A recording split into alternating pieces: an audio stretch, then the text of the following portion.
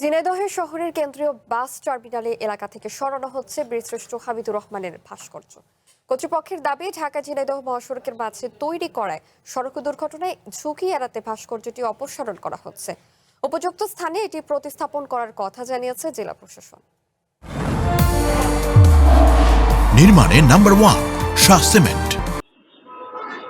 কুষ্টিয়া যশোর মহাসড়ক ও ঝিনাইদহ ঢাকা মহাসড়কের মাঝখানে স্থাপন করা হয় বীরশ্রেষ্ঠ হামিদুর রহমানের ভাস্কর্য।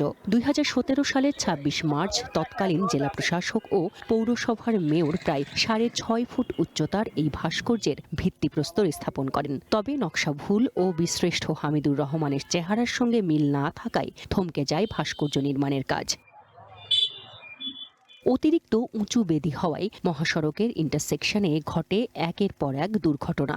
এমন পরিস্থিতিতে ভাস্কর্যটি অন্য স্থানে সরিয়ে নেয়ার দাবি জানায় স্থানীয়রা। বীরশ্রেষ্ঠ হামিদুর রহমানের প্রতিকৃতি, কিন্তু এই জায়গা বাস্তবে এসে আসলে তা মনে হচ্ছে না। এই প্রকল্পটা অর্থ আত্মসাৎ করার একটা প্রকল্প ছিল। আমাদের দেশের যে অপরিকল্পিত ব্যবস্থার মধ্যে দিয়ে আমাদের দেশ যে গড়ে উঠছে, সেটা একটা নিদর্শন হচ্ছে এইটা।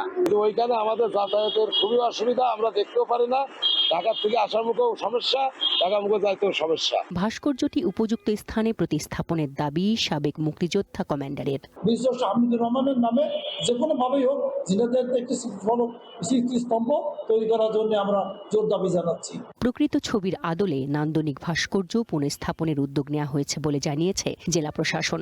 যেহেতু এটা বিশিষ্ট হামিদুর রহমানের নিজের জেলা, আমরা চেষ্টা করছি যে ওনাকে একটা নির্দিষ্ট জায়গায়, যেখানে একেবারে হামিদুর রহমানের মতো দেখতে যে অবক্ষয় বা স্কাল্পচার, সেটা আমরা নির্মাণের প্রয়োজনীয় ব্যবস্থা নিয়েছি। 2014 সালে 32 লাখ টাকা ব্যয়ে ঝুঁকিপূর্ণ সড়কের মাঝখানে ঝিনাইদহ পৌরসভা কর্তৃপক্ষ ভাস্কর্য নির্মাণের উদ্যোগ নেয়। স্থানীয়রা বলছেন, ভাস্কর্যটি সরানো হলে দুর্ঘটনার ঝুঁকি কমে আসবে।